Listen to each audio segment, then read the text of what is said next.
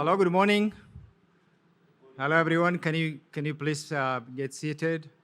We are getting started. Hello, good morning again. Distinguished guests, invited participants from various countries, and GPS donors from the United Kingdom, from Switzerland, from Germany, and other participants joining us online. We have over 300 people registered online around the world. Welcome and all protocol observed. Thanks for joining us. My name is Bekele Shifarao. I'm the program manager for the Global Program on Sustainability at the World Bank. And a very warm welcome to the seventh Global Policy Forum on Natural Capital here at this vibrant, clean and green city of Kigali in Rwanda.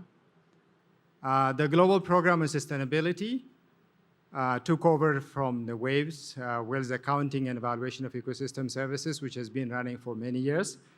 And it works on the economics of natural capital and sustainability and provides technical support to about 30 countries around the world to devise better policies and to address market and institutional constraints and factors that drive depletion of natural capital and ecosystem services. We work on natural capital because nature is our most precious asset to fight climate change and to end poverty across developing countries. And natural capital is the most important asset in many countries, in low-income countries, and including Rwanda. And we cannot achieve sustainability without protecting biodiversity and ecosystem services that provide essential foundations for life on this planet. GPS has been organizing various policy forums like this over the years. We have done this annually with interest on connecting data and analysis with policy, providing evidence that informs policy decisions on ways to manage natural capital, including biodiversity and ecosystem services, and link it to policy processes at national level, at different levels, from micro to macro to regional and global levels. This year, we are focusing on biodiversity and implementation of the global biodiversity framework, which was agreed at Kunming, Montreal in 2022.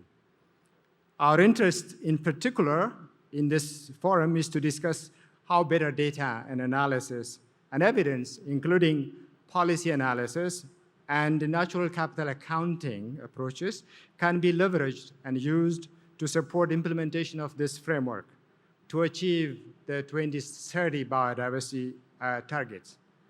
This is the first in-person meeting of this kind we are having after the COVID pandemic, and we are delighted that many of you have joined us in person here today in Kigali, and many also joining us online.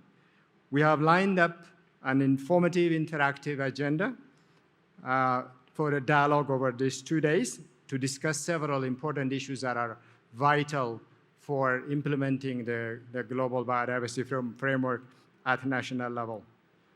This includes a couple of keynotes, which will be delivered today and tomorrow, and also selected presentations and facilitated, moderated panel discussions on various selected topics. Let me now introduce our chief facilitator for the event, who will be helping us navigate the different sessions, Dr. Philip Posano, who is standing here. He's the director of the Stockholm Environment Institute Africa Center. He's based in Nairobi. And Philip is an environmental policy analyst and expert. He's a strong champion for nature and natural capital accounting in Africa and also globally. I'm so glad that he is able to join us today. So please welcome Philip, and thank you very much. Thank you so much, Dr. Bekele. Good morning. Good morning. Are we excited? Yes. Okay, can I see by show of hands? Okay, great. Honorable State Minister and our guests, we are very pleased, of course, to have you in the opening session. As Dr. Bekele said, we are starting a very intense 2 days of engagement. We want to make it exciting. We have 10 sessions in the program, 2 of which also are keynote sessions, which we are looking forward to. I also wish to mention that we will have poster sessions, and of course during breaks we have posters outside there. So we really encourage you, of course, to take a gallery walk and talk to the poster presenters, because there's a lot of richness in detail. I also know we have colleagues that are participating virtually, over 300 colleagues from across the world. So please, we also look forward to engage with them, and later on we'll share a hashtag that you can also promote what's going on social media. We will start today by our opening session, which is high-level session. I just wanted, before calling our speakers, just wanted to say something that we are very short on time. So of course, along the way, you'll see me sort of like trying to probe you. And I have a tool here, which you'll see me working with. So if you hear something ringing, just know that you're supposed to sort of like take some action. But allow me to get the opening session going. We are very privileged to have the World Bank Country Manager for Rwanda, Dr. Saar Punde, who will kick us off. Most welcome, sir.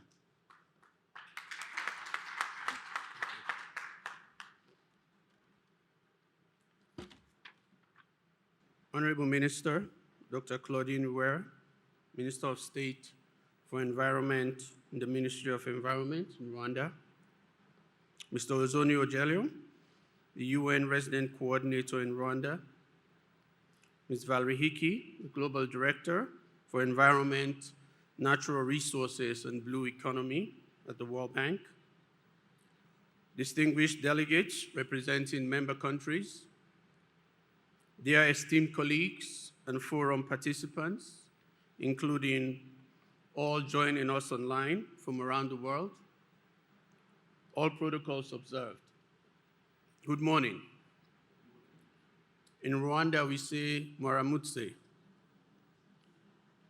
It is my great honor to welcome you all to the 7th Global Policy Forum on Natural Capital under the special theme, Implementing the Global Biodiversity Framework, Leveraging Natural Capital Data, Accounting and Analysis to Inform Policies. Let me start on behalf of the World Bank by expressing our thanks to the government of Rwanda for graciously accepting to host this global forum in this beautiful, green, and clean city of Kigali. I also would like to thank the United Nations Statistics Division, UNDS, that has been part of organizing this forum for their collaboration in building capacity in developing countries. The Natural Capital Policy Forum is organized annually by the World Bank's Global Program for Sustainability, GPS, and has elevated and stimulated the dialogue on nature-positive and climate-smart policies across countries, and continues to serve as a global platform for sharing experiences and lessons on good practices and effective interventions. GPS is building capacity for mainstreaming natural capital into decision-making globally, including through supporting the African Natural Capital Accounting Community of Practice. GPS is also supporting about 30 countries globally, including Rwanda, to strengthen national capacity. As you may be aware, The World Bank recently adopted a new vision statement to create a world free of poverty on a livable planet, which has bolstered the role that natural capital and biodiversity play in addressing the development challenges and the triple planetary crisis: climate change, biodiversity loss, and pollution. GPS is part of this change, increasingly shaping how the World Bank Group is working, making nature a vital part of our responses to climate and development challenges. We wish to thank our generous donors, the United Kingdom, Germany, and Switzerland, that make it possible for us to scale up these successful and timely initiatives. The opportune theme of this Global Policy Forum underpins and brings to the forefront the role of natural capital data, accounting, and analysis to inform policies and development plans of countries in implementing the Global Biodiversity Framework that the parties of the Convention on Biological Diversity adopted in Kunming, Montreal in December 2022. The Global Biodiversity Framework sets 23 global targets for urgent action by 2030 and 4 long-term goals to be achieved by 2050, looking for safeguarding biodiversity and ensuring its sustainable use for the well-being of present and future generations. In particular, the GBF highlights the need to fully integrate biodiversity and its multiple values into national policies, instruments, and tools, including systems for measurement of national accounts. In this context, I would like to draw your attention to the Nairobi Declaration and Call for Action that was issued by the African Natural Capital Accounting Community of Practice, following the meeting held in Nairobi in September last year. The declaration emphasized the urgency to protect and harness natural capital and ecosystem services for addressing the urgent development needs, while also responding collectively to pressing global challenges. The challenges facing humanity are indeed complex, and in many countries, the climate-nature-poverty interface is highly linked with degradation of natural capital, for example, land degradation and deforestation. Natural capital accounting offers proven and global accepted standards to furnish the information needed to take nature's contributions to people and economies into account, and to integrate actions as part of country responses to global climate and biodiversity goals. Currently, the World Bank and other development partners are working with countries in preparing and submitting their national biodiversity strategies and action plans to the CBD, including national targets. Data, accounts, and analytics on natural capital are needed for designing, implementing, monitoring, and evaluating the achievements and impacts of the GBF and the national biodiversity policies and actions. Fostering global cooperation and capacity building is needed to generate and capitalize on natural capital data, accounts, and policy analysis to inform nature and climate policies and development plans. And those are key for ending poverty on a livable planet and living in harmony with nature.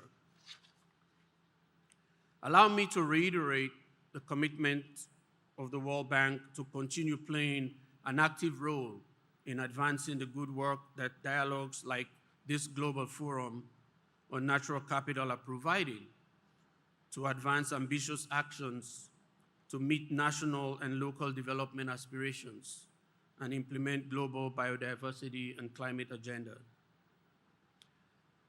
So let me close by wishing you all very productive discussions and looking forward to the important recommendations that participants and countries present here will take home to advance our common aspirations for green, inclusive, and climate-resilient growth. I thank you all.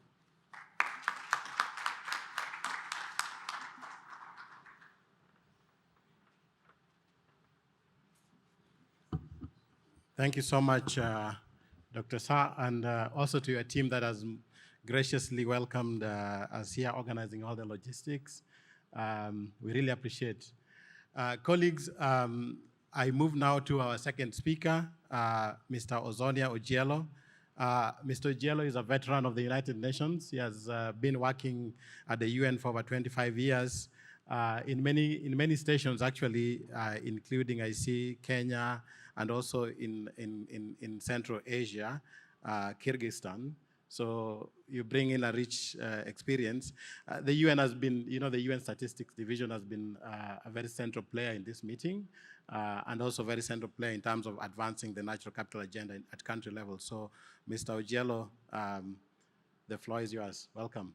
A round of applause as he comes, please.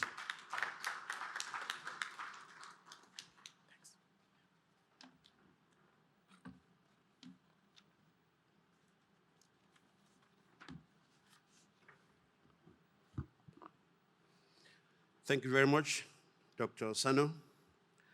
Honorable Minister of State for the Environment, my dear sister, Dr. Claudine Uwera, the World Bank Country Manager, a friend, brother, and close collaborator, Dr. Unde, the Global Director for Environment and Natural Resources, our dear friends from the World Bank, from UN Statistics Division, from various state, non-state institutions, here present, but also represented online, and then, of course, the generous development partners who continue to support this wonderful program.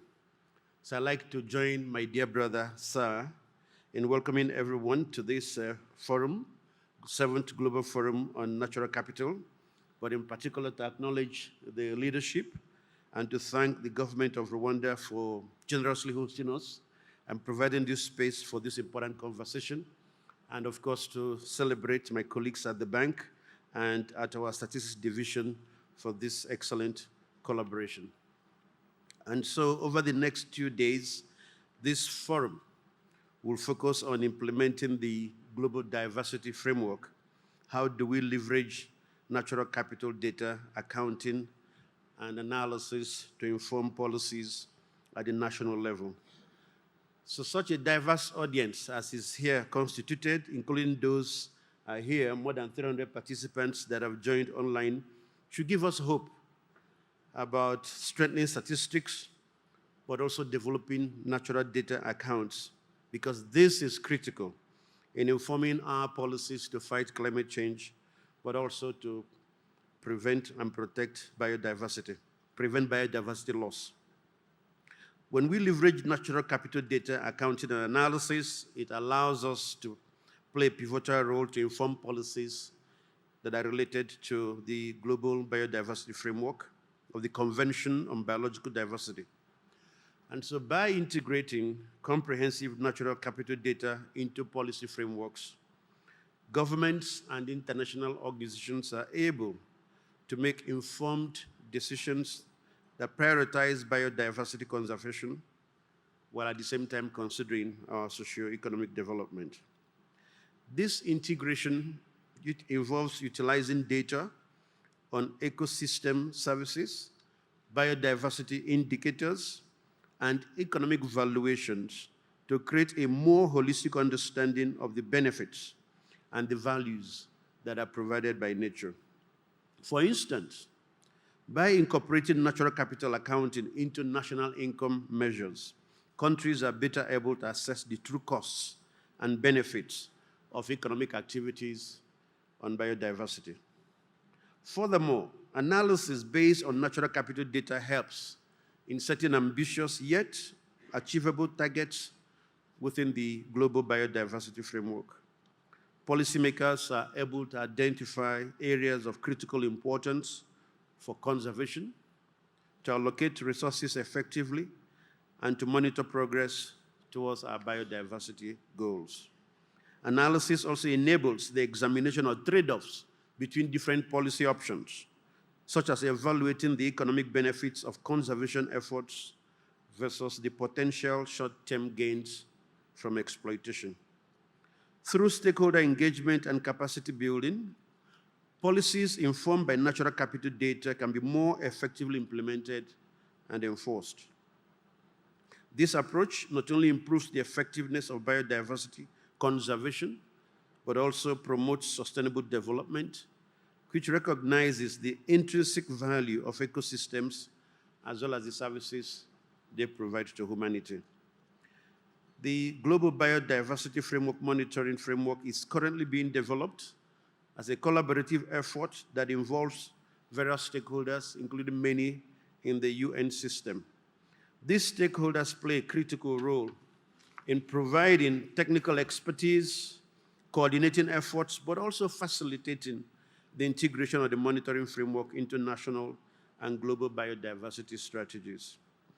Their roles include supporting countries in indicator selection, data collection, capacity building, as well as providing guidelines for reporting.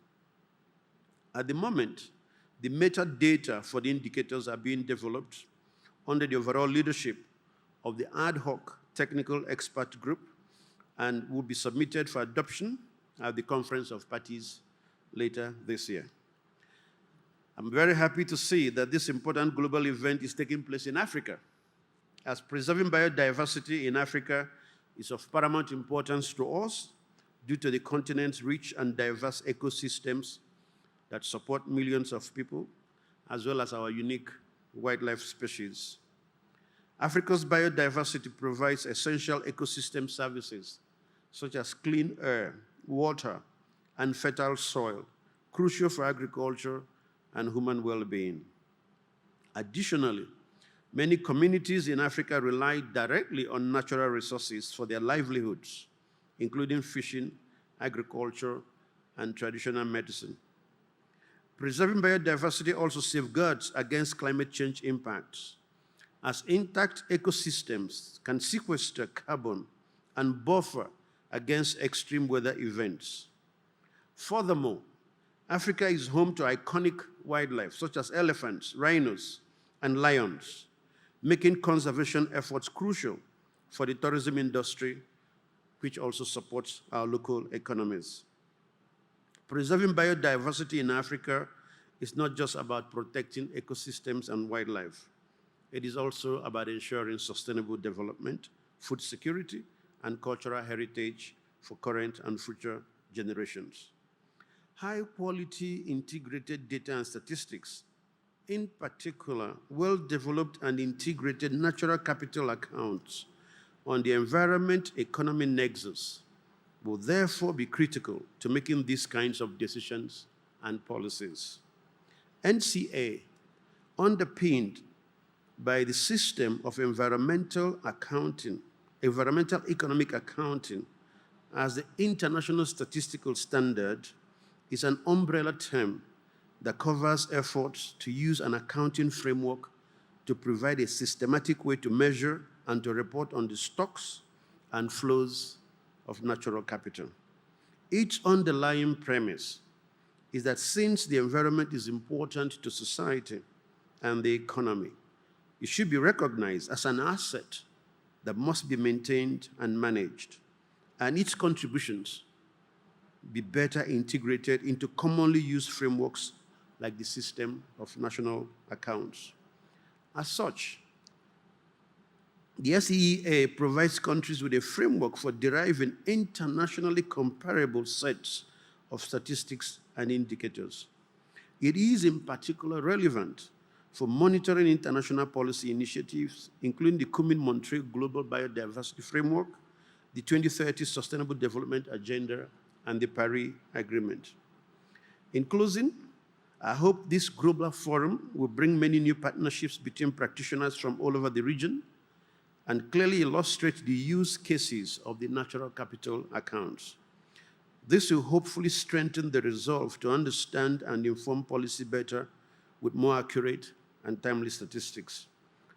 I would like to thank our partners for collaborating on this forum together.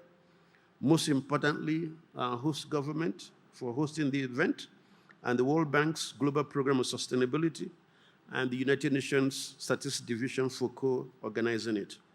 For those of you who are coming to Rwanda for the first time, please do remember that this is a workshop.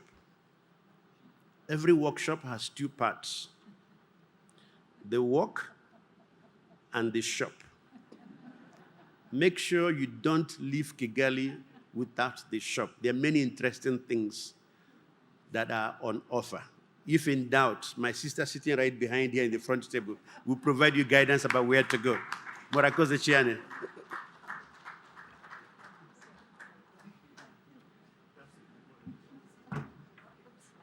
Another round of applause, please. Yeah, please, if you have time, talk to Mr. Ojiel. He told me to call him OO. So I'm glad you remind them about the shopping part of the workshop, which we normally don't remember. So ladies and gentlemen, the next speaker is a very special speaker.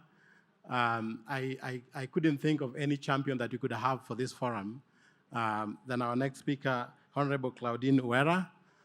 She has a background in environmental economics. She's currently serving as the Minister of State for the Environment in the Ministry of Environment of the government of Rwanda, which is, of course, our host today.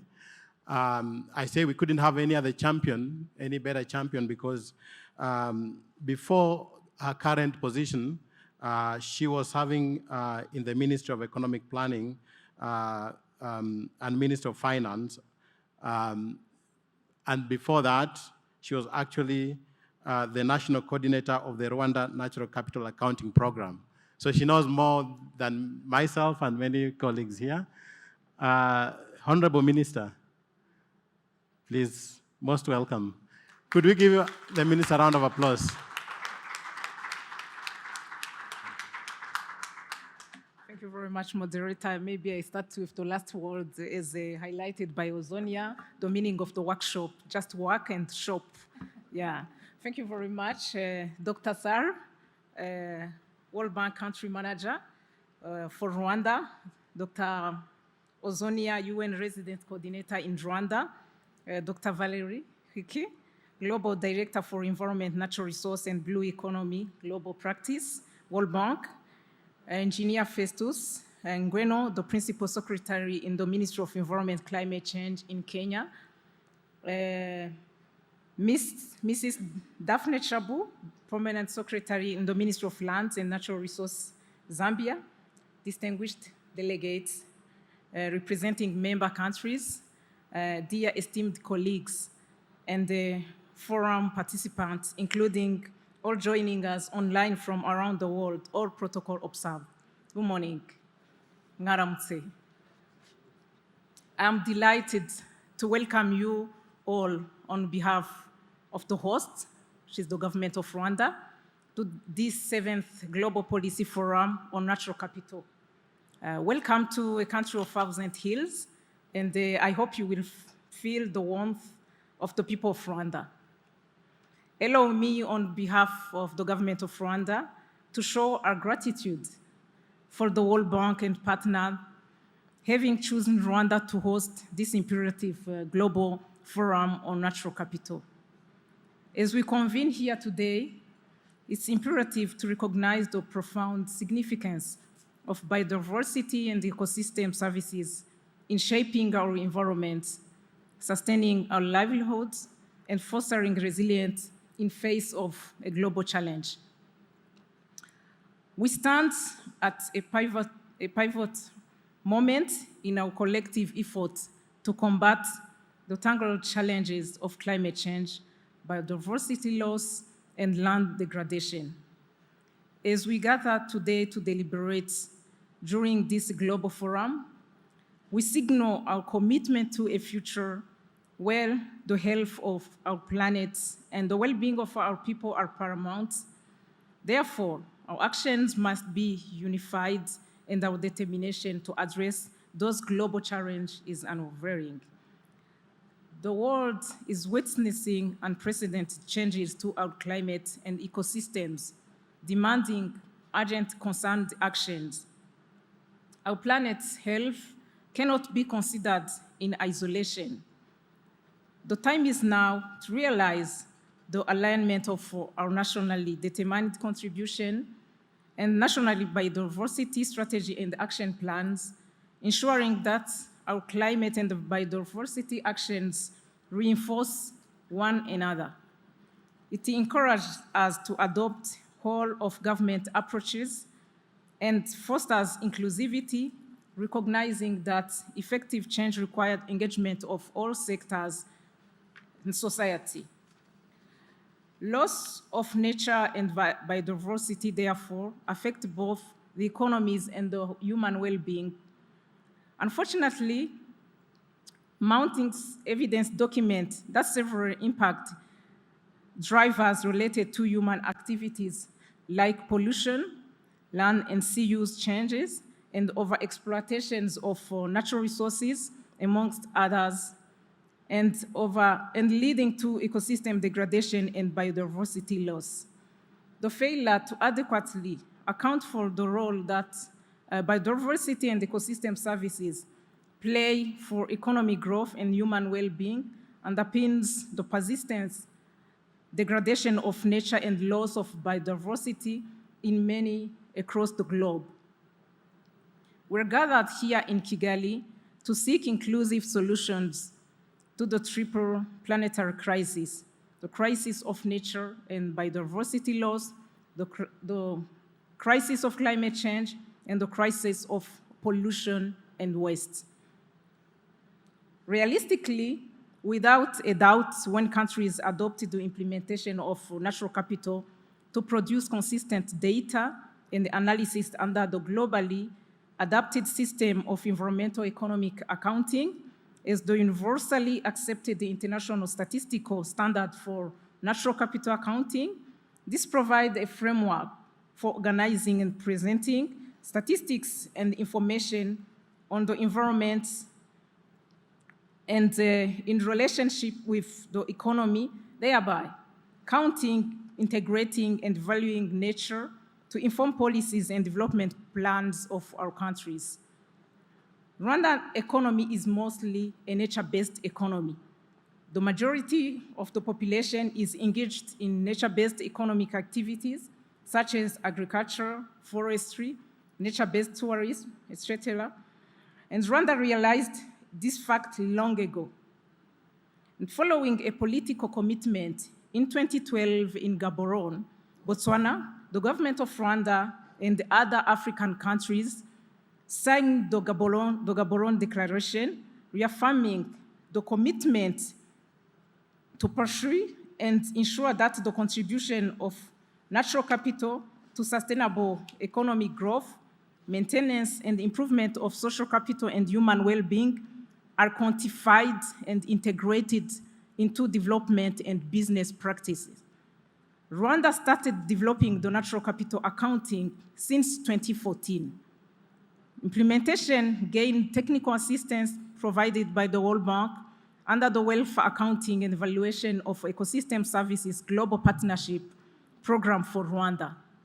And building on this successful experience, we're happy to see the World Bank continued support and technical assistance for mainstreaming natural capital into country program and policies through GPS, the Global Program on Sustainability. Rwanda had developed 4 accounts, which are the land account, water account, mineral account, and ecosystem account. The outcome policy recommendation informed, among others, the National Strategy for Transformation, the NST1, the National Land Use Development Master Plan, the reforming process of our institutions, for example, Rwanda Water Resource Board, and so on. Furthermore, the NCA data has informed the ongoing World Bank-funded Volcanoes Community Resilience Project, VCRP, and the other project aimed at addressing biodiversity deficient and climate-prone areas in the northern and western part of Rwanda. The 7th Global Policy Forum on Natural Capital comes at the right moment to bring together governments and other relevant stakeholders and to discuss the policies that will help in the implementation of global biodiversity framework aligned to national biodiversity strategies and the action plan and its targets that require collective efforts at international and national level in mobilizing finance if the global biodiversity conservation for people and the planet is to be achieved. Given past fluctuations in biodiversity expenses and how mainstreaming of biodiversity in sectors depends on biodiversity and ecosystem services, Rwanda wished to expand and enhance the country's biodiversity finance in a bid to achieve national biodiversity targets. Rwanda aims at establishing a biodiversity facility within the Rwanda Green Fund to create a revolving fund from environmental revenue. This fund is expected to attract additional funding sources and contribute to various objectives, including enforcement, generating domestic resources, building institutional capacity, and avoiding or reducing future expenditure. Moreover, in the spirit of global solidarity and shared responsibility, Rwanda stands ready to collaborate with international partners and stakeholders to address those challenges collectively. By leveraging our collective expertise, resources, and commitment, we can chart a path towards a more sustainable and resilient future for both present and future generations.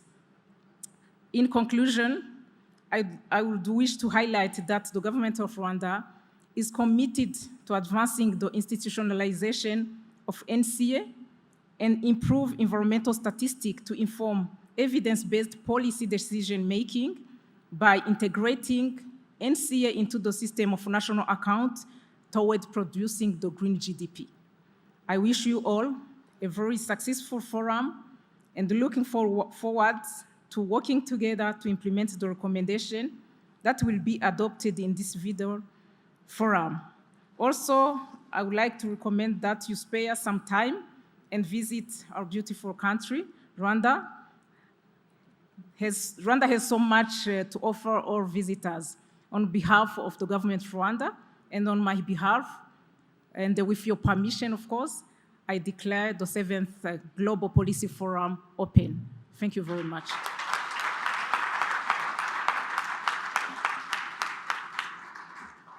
Okay, another round of applause for Honorable State Minister as she takes a seat. I think we've all been inspired. The government of Rwanda and what we've heard from the Honorable State Minister is actually that you're walking the talk, because I think when I was just listening to the speech, it was very impressive, the kind of work that has been done. And if there's the part of the workshop that I would encourage all of you to focus on is please take your time and learn from colleagues from Rwanda.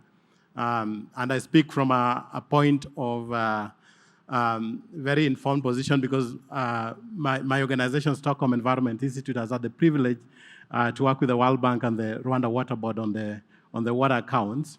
So I know from that experience that there's a very strong leadership in terms of applying the principle of natural capital accounting to policy and practice in Rwanda. Okay, so thank you so much again, Honorable State Minister. We want to move to the final part of the introductory session. I know some of you who have not attended the NCA forum before are wondering why we're here and would really like to know what exactly is happening in terms of how we integrate knowledge, policy, and finance. And we are most privileged, of course, to have our colleague, Dr. Valerie Hickey. Dr. Valerie is currently the Global Director for Environment, Natural Resources, and the Blue Economy at the World Bank. And we know that you lead a very big portfolio. I would many of us that have interacted with the World Bank actually see the day-to-day work that World Bank does in supporting countries, building capacity, strengthening policies and so on, and I think that's very important. So we look forward, of course, Valerie, to your keynote. Get us started. So could we have a round of applause as we welcome Dr. Valerie Hickey? Thank you. Thank you so much, moderator. Honorable State Minister Claudine, UN Resident Representative Dr. O. Thank you so much for all the cooperation of the UN, of course, who is our partner in natural capital accounting. Our own great leader here in Rwanda, Dr. Sarr. Delegates and future shoppers, and everybody watching us online. Good morning, good afternoon, and good evening. All protocol observed. I want to start by thanking very much the government and the people of Rwanda for hosting us here this week. But more importantly, I want to thank the government and the people of Rwanda for finally putting an end to the old economic paradigm of grow now, clean up later. Because Rwanda has proven that in the 21st century, if you want to grow fast, you grow green. And that's what this week is all about. Learning why having the data and analytics to show that the new economic paradigm, the correct economic paradigm, is that if countries want to grow fast, we must grow green. And it's in fact the inspiration of countries like Rwanda and several of other countries that are here with us today that has forced us at the World Bank to update our mission, as Dr. Sarr was saying. Our new mission is to end poverty on a livable planet, because we recognize that we will never have a world without poverty in a world without nature. But it's not because we want more nature for its own sake. The old tradition, the terrible tradition of fortress conservation, for example, of asking countries and communities to forego their own prosperity so that there could be elephants, so there could be rhinos, that paradigm has to end. And instead, it's about understanding and ensuring that nature, that natural capital, is an engine of jobs and GDP. That nature and natural capital is the only way we're going to bend the curve of climate emissions to zero. Even if there was a special room in the world where people like John Kerry could turn off every coal-fired power plant in the world tomorrow, it wouldn't make a difference as long as we're cutting down forests. And so we will never end climate change if we end nature. That's why at the World Bank, when we think about biodiversity, we work across 4 pillars. The first is making sure that even as the world has committed under the Global Biodiversity Framework to the 30 by 30 agenda, protecting 30% of the land and sea by 2030, we don't forget the other 70%. Because nature does not just exist in national parks. Natural resources are everywhere. I was lucky enough yesterday to be able to go visit one of the urban wetlands here in Kigali. Please, if you have a moment, go. And this just shows that in the middle of an incredibly bustling city, nature can become an engine of increasing land prices. It's an engine of recreation. It's an engine of bringing tourism to the city. So nature is not just in our national parks, it is everywhere. Our second pillar is making sure that when it comes to working on biodiversity, we expand the partners with whom we work. It's no longer just about working with ministries of environment. It's about working with ministries of finance, with central banks. Nobody knows this better than Honorable State Minister Claudine, who has worked across these 2 important ministries. It's about working not just with the public sector, but with the private sector. And when we talk about working with the private sector, it's not just working with the big multinational corporations. It's about working with the micro and small businesses who are at the heart of creating those jobs that depend on nature. It's about working with civil society, and it's about working with communities. Our third pillar when it comes to working biodiversity, and this is an important one, is mobilizing finance. at the end of the day, money makes the world go round. And money is necessary for us to be able to unlock nature as an engine of jobs and GDP.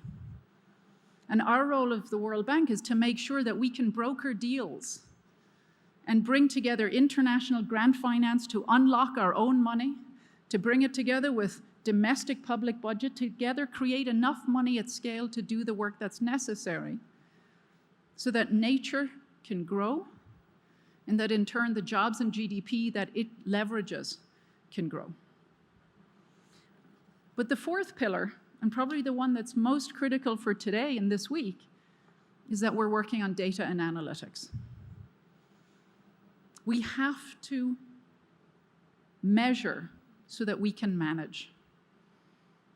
And we know that the kind of natural capital accounting that you all have been practicing is critical to making sure that nature is put on the balance sheets of government and the balance sheets of the private sector, to make sure that nature is discussed in the cabinet room and in the corporate C-suites, because that's where the decisions are made.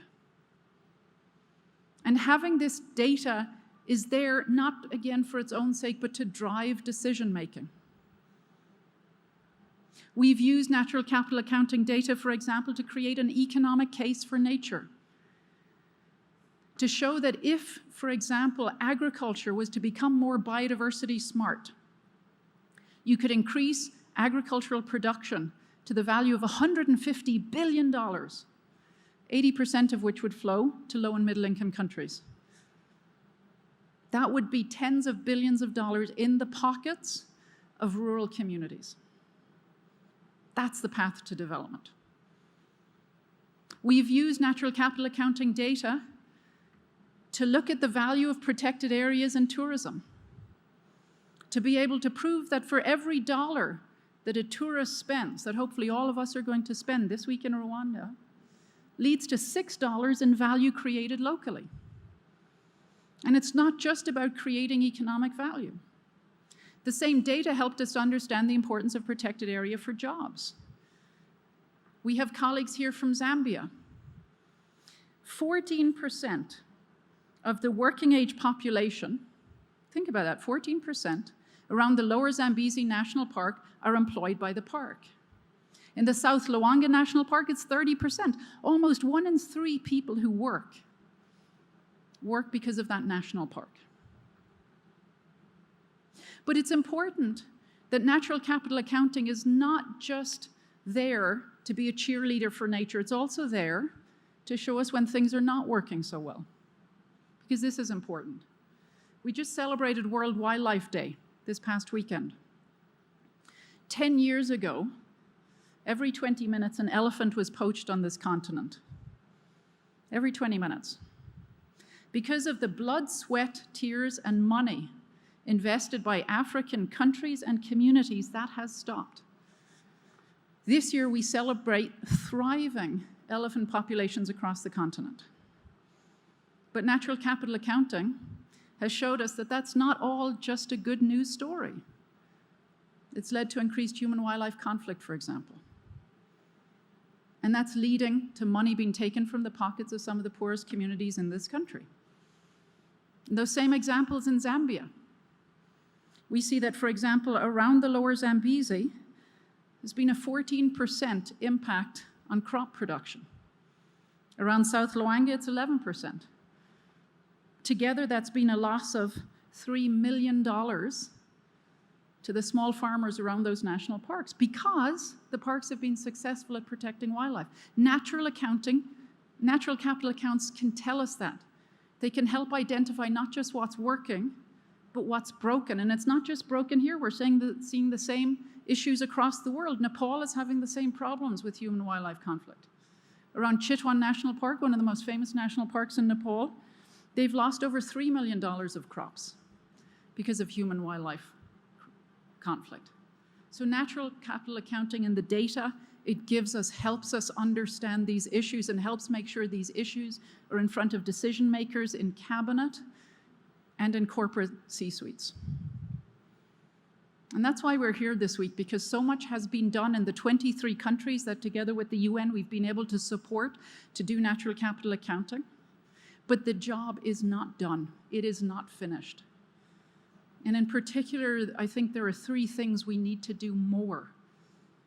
And we're going to spend these next 2 days figuring out exactly how to do that. The first, we need to have more than 23 countries around this table. The global biodiversity framework that everybody agreed to as part of the Kunming-Montreal consensus agreed in December 2022 has 22 targets, and there's 4 indicators that require natural capital accounting. So we need every country to have natural capital accounting. And that means the contagion among peers has to accelerate, and that's something we're going to be calling on all of you to help us do. Spread the story, spread the learning, so we can accelerate having more NCA done in more countries. But it's not just that we need more countries. Even in the countries where NCA has been done, we need to deepen it for decision making. We need to make sure that natural capital accounting does not just sit in the Department of Statistics. That is not job done. Job done is when it's used for decision making. One of the big conversations we're having at the World Bank at the moment is about subsidies and repurposing subsidies at a time when countries are struggling under $235 trillion of global debt. $1 trillion of global debt. We need to find ways to make money available. And already there's $1.2 trillion spent on subsidies, most of them working against countries, all of them working against nature. And that's money that can be repurposed. Just in agriculture alone, for example, natural capital accounting helps us understand that the $635 billion spent annually on agricultural subsidies, only 1/3 of which, by the way, goes to farmers, is responsible for 1/4 of deforestation, even more degradation. In part because many of these subsidies, for example, are spent on fertilizers. And yet we know through natural capital accounting, through data and analysis, that a 10% increase in the use of fertilizer, nitrogen fertilizer, leads to less than a 2% increase in production on farm. That's not a good return on investment. Worse yet, it leads to a 7% reduction in labor productivity because of nitrogen poisoning. That is not a good return on investment. And at a time when countries do not have money to waste, we have to use natural capital accounting to help us make the right decisions on repurposing subsidies so the same farmers can get the same finance, but to do biodiversity smart agriculture. But it is not just about having more countries do more NCA, having the countries that do NCA do better decision making. It's about using natural capital accounting to influence financial flows. Because the truth is, in this sector, we need more money. Managing natural resources, managing renewable natural capital is expensive. And this means we need more money from domestic public budgets, from the private sector, and we need to better use international public finance. When it comes to domestic public budgets, less than 1% of domestic public budgets globally are used for renewable natural resources, less than 1%. And a lot of that has to do with the fact that too many ministers of finance who own the purse strings, who control the purse strings, don't have the data in front of them to understand that their future wealth is built on their ability to manage their renewable natural capital and transform the flow of goods and services into jobs and GDP. So if we want more than that 1%, if we want more rural and coastal communities to be able to benefit from domestic public budgets and find a path out of poverty, we have to use natural capital accounting to show why renewable natural capital is an asset as important, as valuable, as produced capital, as economic and financial capital. The same is true of the private sector. We have to unlock more private sector capital into the renewable natural resource and nature sectors. And we have to do this first by greening finance. In fact, there is a lot of private capital, private money that intersects with nature, but too much of it is causing a problem for nature. And too few private sector companies understand how important nature is for their businesses. We worked in Malaysia with the central bank, and we reviewed with them their entire commercial loan portfolio across the country.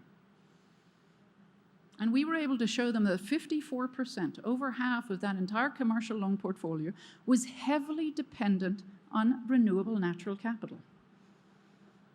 Again, using natural capital accounting data. We were able to show that basically, if they wanted to avoid the mother of all financial crises, they needed to stop doing what they were doing to degrade natural capital, because half of the companies that had loans on their books would not be able to repay those loans.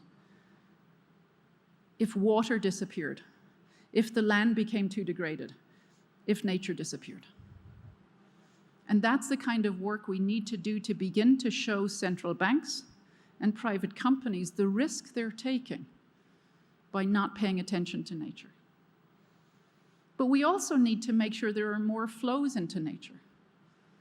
There's already a lot of private capital going into the three big nature-based sectors: forestry, fisheries, and nature-based tourism. We need to make sure more of that money is biodiversity smart and is available for local communities. Doesn't leak away to foreign capitals. And that means working especially with local banks, because when it comes to micro and small businesses in rural and coastal communities who want to build biodiversity businesses, who want to be part of nature-based tourism, they don't come to the World Bank for a loan.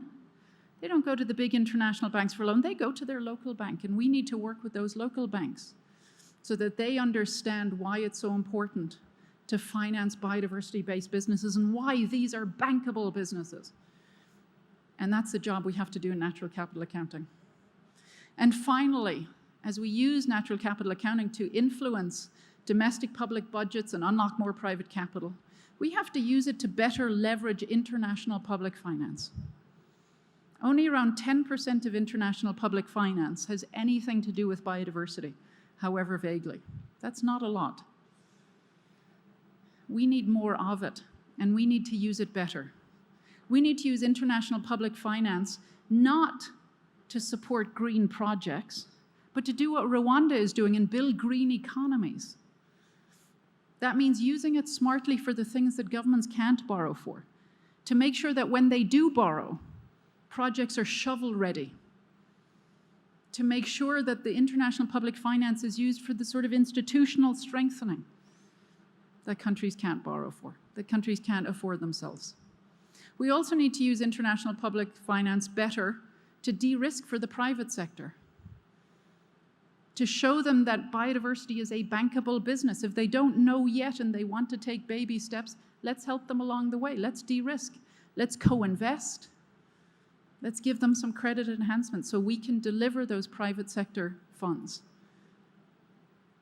And that's what we're here for this week, and that's why I'm so excited to be part of these discussions the next 2 days, because there are enormous lessons in this room of people who have already done what we need to do more of, people who have influenced their public budgets, who have helped drive decision-making towards showing exactly what Rwanda shows every day, that in the 21st century, if you want to grow fast, you grow green. Thank you very much.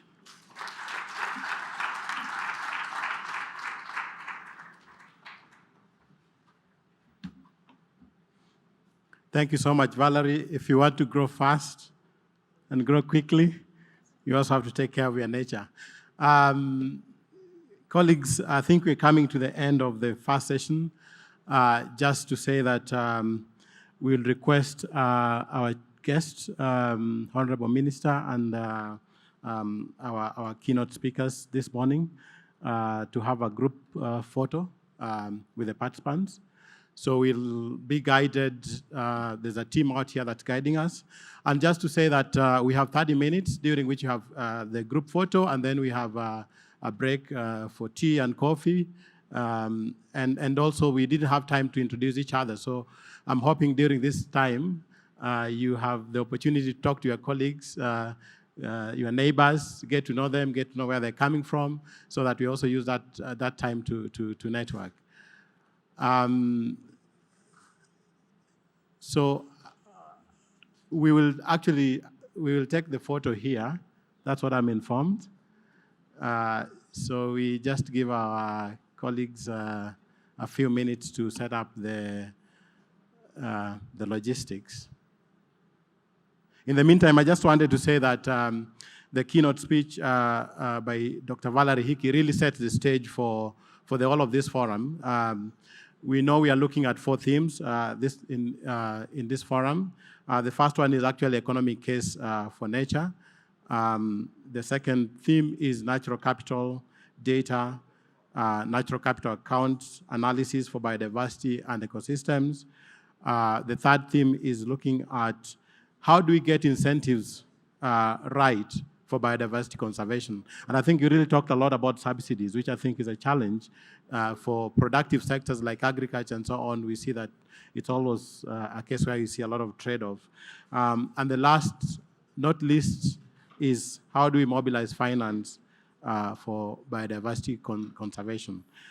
So as I said in the morning, these themes will be debating this theme, discussing these themes around 10 sessions between today and tomorrow. We will also have, as we have had Valerie's keynote is the first keynote, we will have a keynote again tomorrow morning, in the first session of tomorrow morning. We will have a second keynote address, which will look at policies for conserving and financing nature in developing countries. We know that developing countries, of course, are struggling with finance, and of course, Dr. Matthew Agrawala from Bennett Institute of Public Policy at Cambridge University will be our second keynote speaker tomorrow. Okay, so I see my team is ready. Do we have a thumbs up? Great. So I would like to request Honorable Minister and our chief guests to